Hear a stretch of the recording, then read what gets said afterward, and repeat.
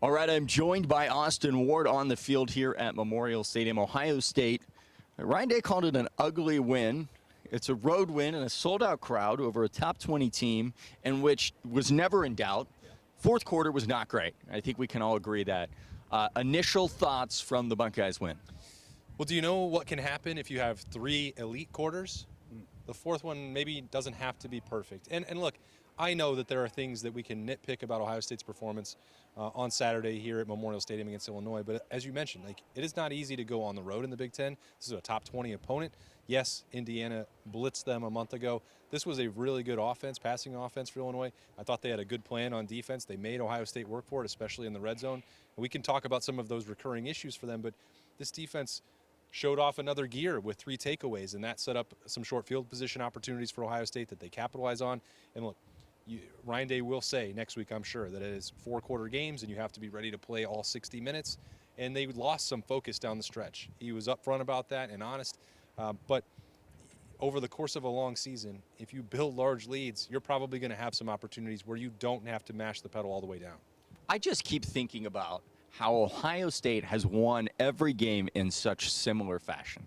I mean, aside from the Texas game, that's the first game of the season. You're trying to figure it out, and you can remove the Grambling game. This reminded me a little bit of the OU game, where, it was never in doubt. But then for a second, you're like, okay, this got dicey. Then Ohio State slams the door. Minnesota, they dominated.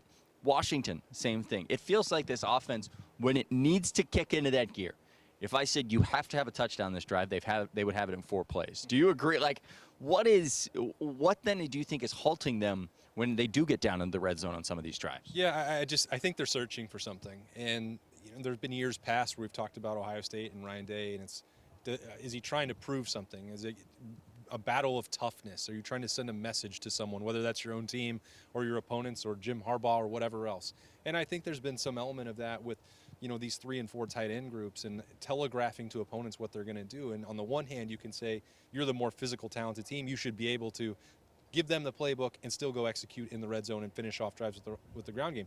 The other side is you had Jeremiah Smith in the corner of this end zone where we're standing right now, and no one can cover him one-on-one, and that was pretty easy. He was wide open, and Julian Sayin hits it, and it's like, okay, maybe just do some more of that. Ohio State tried at times to get more creative on that opening drive that you talked about, and it didn't quite connect. And I think that they're trying to figure out the right way forward for that. Again, that's nitpicking a little bit, because we're talking about the difference of winning 48 or 55 to 16 or 3 and winning by 3 scores on the road against a Big Ten opponent. There's nothing to really be upset about. At the same time, you can say all that and see that there's still an opportunity for this team to get better. I called it a win-win because you win the game, which is obviously the first win.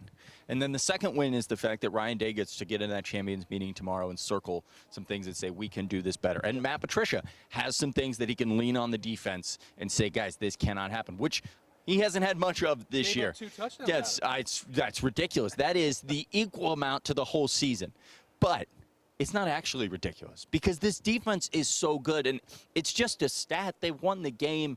I get a lot of the texts that I've been getting are people that are really frustrated with what they saw in the stadium. Go back to the summer. There are a lot of people that thought, boy, this could be a game where you walk in here, things when they go south, they get sideways, you can have a problem. Instead, Ohio State, never in doubt. I mean, they were packing up pretty quick. They knew they had this win. They were going home. They had the Yellow Buck in their possession, as did you after the game. As did I. So, and that's the goal. And I know that sounds trite and cliche, and if there are people that are saying, well, Ohio State can't play like this and win in the Big House at the end of November. I understand that. I don't think that they will. And by the way, if they play 3 quarters like they did today and then coast to the finish line, they're probably still going to win that game based on how elite this defense really is. And I'm thinking back to what you mentioned about how similar a lot of these games feel. It is because this defense executes at such a high level. And the standard being the standard, that never 4 to 6 A to B. You're going to give up a touchdown every now and then, sometimes even 2. Oh, even 2. And the thing that we saw today were the 3 takeaways, and Jermaine Matthews, I think, was awesome. And so, and you talk about Arvell Reese, when Ryan Day said he sent the starters back out there in the last 2 minutes, we're not going to let Illinois have another touchdown, and Arvell Reese goes out and gets a sack. There's this element where the Buckeyes can flip it on. But the defense, it was like Washington. Just you're not going to win this game because they're going to choke you out. And that takes some of the burden off the offense. Does everyone want to see the high-flying version of Ryan Day's offense and an aerial show and Jeremiah Smith doing crazy things all game long? Of course, but they're trying to play 16 games and they're trying to win 16, and the number, margin of victory will not ultimately matter. I think kind of what you just said there, when none of this is going to matter. I think we are seeing a very different Ryan Day that completely understands at this point that none of this matters. None of the scoring, none of that. They control their own destiny throughout the season. And even if they were to stumble once, they still control their own destiny. And I think that is allowed. I keep using this word this year. I think they're tinkering. I feel like I'm watching a team try to do stuff where if you said, again, hey, you've got to score on this drive, they would go back to what works. And then they're like, okay, well, we have to figure this out. We have to get the running game going. We're going to figure this out and keep pushing it. Is that what you see? Do you think they're tinkering? I just can't help but look at that and think they know they've won this game, so let's at least use it to test ourselves. Yeah, I mean, I would say that they could tinker more with the red zone and the short yardage situation that we're seeing.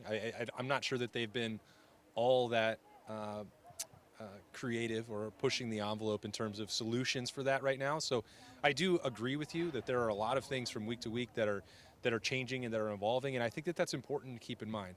I'm not going to tell anyone, I'm not going to tell you, and we're going to talk about on our own shows, on Snap Judgments, on 10 TV and 10 TV Plus and 97.1 The Fan, that there are certainly areas where this team can get better. But you can also pretty much bank on the fact that they will. Sometimes when we get hyper-focused on one performance, we're ignoring the fact that all those things that we talked about in the offseason, replacing 8 defensive starters, putting a first-time starting quarterback in control of this offense, Austin Saraveld being a full-time starter at left tackle, all these things are new, and some of that first-timeness is still going to exist even after 6 games. So, yes, today there are lots of ways that Ohio State could have played better and won this game more comfortably. But if you had said going into August 31st that this team is going to be 6-0 with all of these new faces and a new offensive coordinator and a new defensive coordinator, you're going to sign up for that and take it. So let's not lose sight of that part. They won the game, and listen to how we're talking. I mean, it's wild that not only did they win the game, they won it by, 18 points? That's pretty good. That's 3 possessions and some if they only kick a field goal, which happens a lot against this Buckeye defense. I will say one thing that has fired me up, and not only do I read comments on the YouTube videos, but I read every text that I get, which are a million live texts about the game. And there are people that immediately shift to, well, it's just Illinois. Like, it was just Washington. It was just Texas. It was just Illinois. You can't keep doing this because Ohio State keeps beating them. It's firing me up this year more than any other year because it's so silly. Like, yes, I understand Indiana did what they did to Illinois. That was also like capturing lightning in a bottle that night in Bloomington. They came into Memorial Stadium, woke up at, 5 a.m., whatever time you have to get up for an 11 a.m. kick, and handled their business and played a pretty terrible fourth quarter and still won by 18 points. But the thing that you mentioned, like, you could keep doing that if you want. I mean, Penn State is not the same version of Penn State that we thought they were going to be. Are you going to say that for every opponent on the schedule? The simple fact of the matter is that Ohio State, 1 through 85, is the most talented team in the country. Mm-hmm. So, yes, it was only that opponent or only this opponent, and it's only going to be this opponent, and it's only going to be that opponent down the road. Every other team, and this happened here today, and it happened in PJ Fleck's press conference last Saturday night. It happened 2 weeks ago at Washington. They're saying, well, that's Ohio State. It's not that's only Ohio State. What do you want them to do? They are up against it in every single game, and they're giving their best shot. They're prepared. They're executing. They have really good coaches. They have players. Jermaine Matthews said it after the game. Like, they're getting paid too. They have scholarships too. Like, they are Big Ten opponents. This was a top 20 team. They were on the fringe of the playoff a year ago. And there was never a chance that Ohio State was in jeopardy of losing this game. Never. And that's the highest compliment you can pay.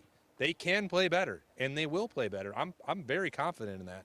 But you can't just dismiss the opponent time after time because Ohio State is so much better. Like, that's going to be the case for every game they play.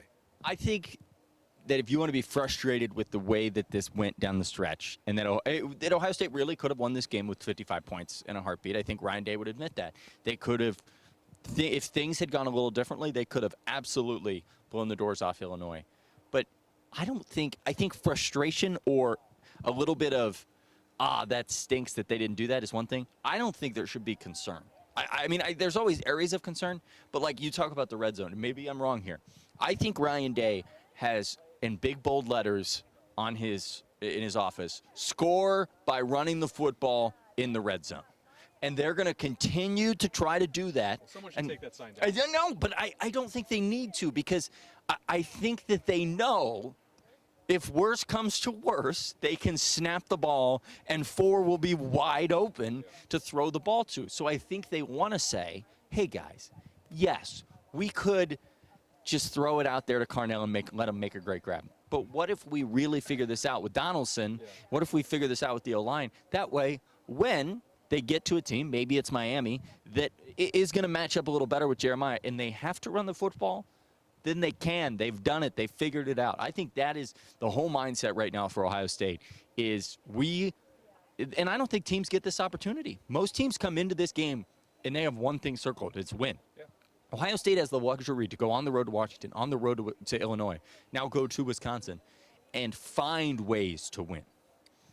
Well, am I wrong? No, I don't think you're wrong, Adam. And I think at the same time, when we suggest as armchair analysts and, I am not in a chair. Press box coaches, and we say, look, 4's out there, just throw it to him in the corner of the end zone. And, oh, wow, it works. If you're Ryan Day, if you're Brian Hartline, if you're Tyler Bowen, if you're Carlos Lachlan, if you're Keenan Bailey, you can't just be like, well, that's it. Forget it. This run game is never going to get any better. Let's just throw it every time down there. You have to work on the things that you want to improve. And Ohio State's run game and its red zone execution is not where it wants it to be. And we can say these are the easy solutions to get there. But big picture, Ryan Day talks about this all the time, being the process and trying to get to the race for improvement and the race for greatness and all these other things. Like they're going to have to make the most of some of these opportunities. And the tinkering word that you used, there's no more valuable experience than doing it out here on this field, and it's not going to be perfect. But they are afforded a luxury that virtually no other program has, which is that they can go out and mess around or run into the line of scrimmage 3 times to try and hammer in a touchdown because they want to get better at it. And life is about reps, and football is certainly about reps. He is Austin Ward. You can hear him on 97.1 The Fan, 10 TV, 10 TV Plus. The Beat. Oh, yes. Well, the Austin and Berm Show. And, yes, The Beat is their podcast on the Austin and Berm Show Monday, every day. Tuesday, Wednesday, Thursday, Friday. What about Saturday? That's pregame keys. That's snap judgments. That's the notebook. And the notebook is loaded this week, Adam. I think you're not going to want to miss it. Who's your most intriguing person to listen to on the notebook? I could talk to Jermaine Matthews for a million years. So. That's spot on. That's a good answer. Great answer. Right answer. Right. He is Austin Ward. Listen to him all the time. 97.1 The Fan, 10 TV Plus, and 10 TV. Keep it right here for all your Buckeye coverage.